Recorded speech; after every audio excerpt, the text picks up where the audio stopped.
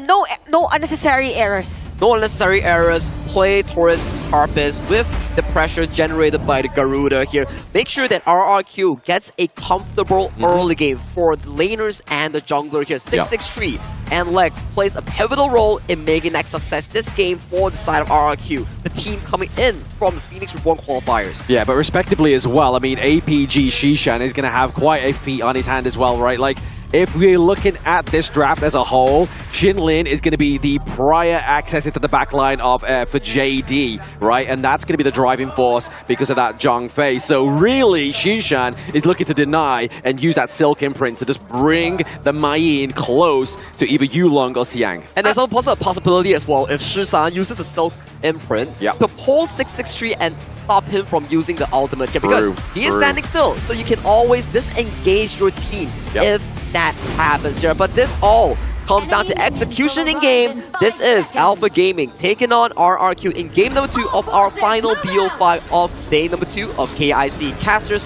stage is yours. Thank you very much, Soggylicious, for the game number 2 introduction of APG and RRQ. RRQ really showed their strength in game number 1 by letting it maintain into that 17-minute mark, Chantel. Now, looking at the hero composition for APG, I won't be surprised that they are going to be the aggressors on this one. So there is a difference in terms of the starting lanes.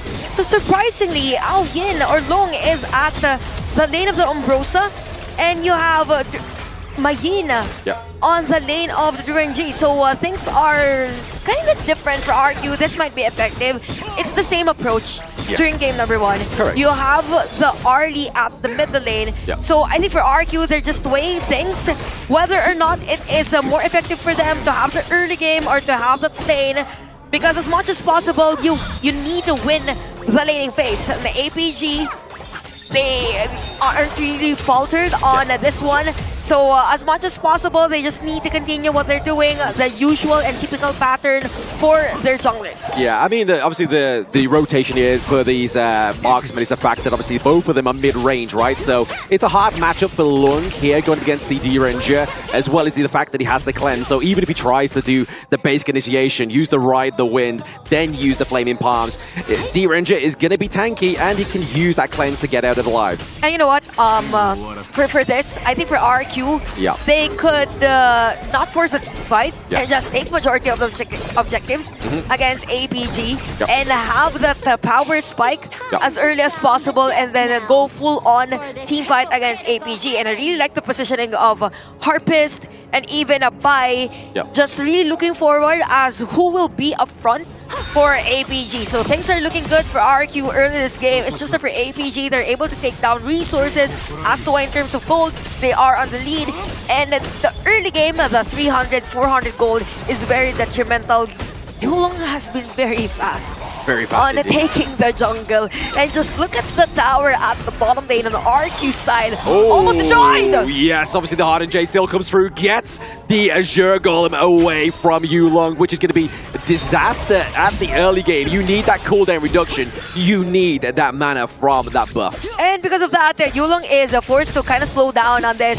Xinlin is prepared just in case that JD and even Saber is ready for a team fight. And again, for APG, they're focused on taking down objectives. So they're just poking the tower here at the bottom lane. And because of that, there is a potential long lane later on. A lot of space for JD. And at the same time, could be a potential threat for RQ because JD could be part of the team fight on this objective taking. Could be a Tyrant, could be an Overlord.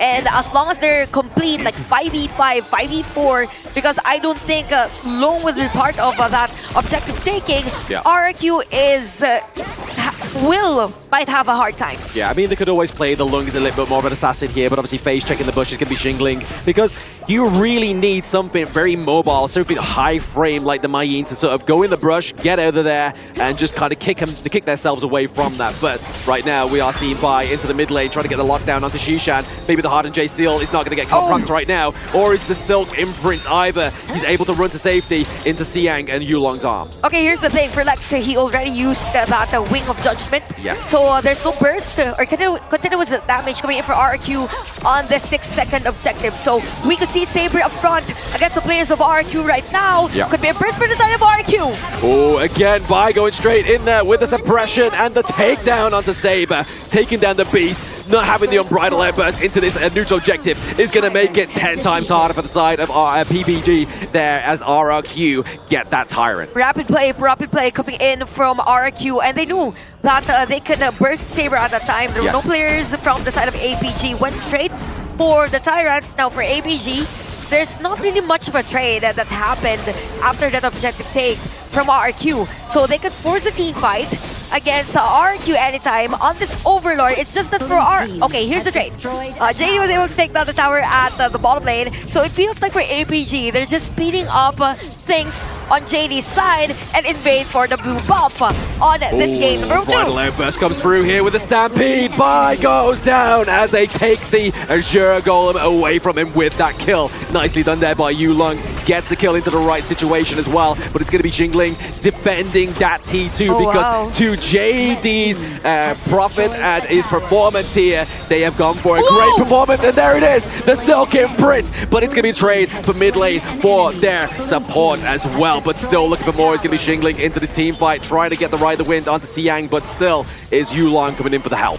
Just look at JD, eyes on the prize. I mean, even dealing damage on this million tower after destroying the tower at the bottom lane, even using the Spriteling on that moment. So APG right now, 7.2k, despite the fact that RQ has been taking major objectives on this game. Speaking of a major objective for APG, they're able to take down the Overlord. So fast reaction again for the team. Yulong is also focused on taking this areas of the map. Now RRQ, as much as possible, they need a disruptive force, they need to play against JD, and they don't want to give all the resources against him.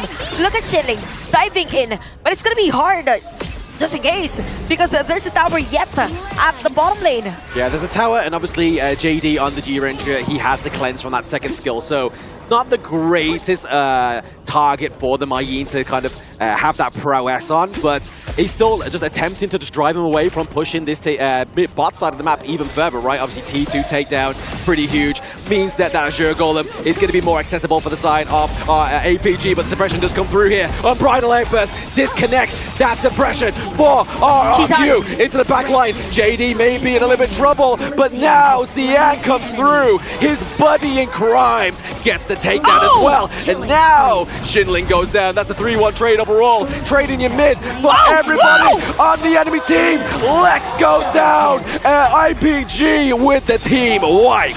Yulong is just all over the place, taking down the players of RQ, and an early ace, 7 minutes of the game, taking down a high ground tower, and just really fast reaction coming in from APG, pure dominance against RRQ. I mean, fast reaction is an understatement, totally a chef's kiss.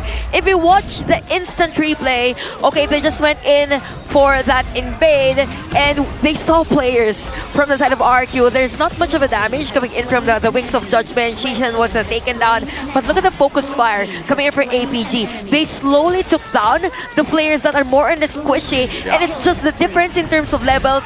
Yulong is currently at level 12 versus level 10, level 9. You're not really able to sustain that, like, given the fact that the damage per second and the damage is just there. Yes, as we was enjoying that instant replay there, Chantel, we did see the takedown of Harpist as well, so that's a lot of damage onto the side of RRQ that has been neutralized for this next 9 seconds as they look to push the top side of the map here as well. T2 is going to fall like a hot butter through a knife right now. I could definitely say that for the side of APG, this is a kind of a snowball, given the fact that it's just 8 minutes of the game. It's going to be hard for RQ, even if they want to go for a diversion in terms of the attention, because APG, it's very predictable for them. Oh, yes! There we go. Saber really laying down the law, because that was his dream as a child, to become a lawyer in this. But he's a lawyer on the Gorge. He is definitely laying down the law and writing some new amendments. And because of the formation now of RQ, okay, you have high ground tower destroyed at the bottom lane. Yep. You have a pressure continuously given by APG at the top lane. It just means that for APG, they can predict as to where RRQ will come from for every team fight. So it's gonna be hard for RQ to go for that surprising play.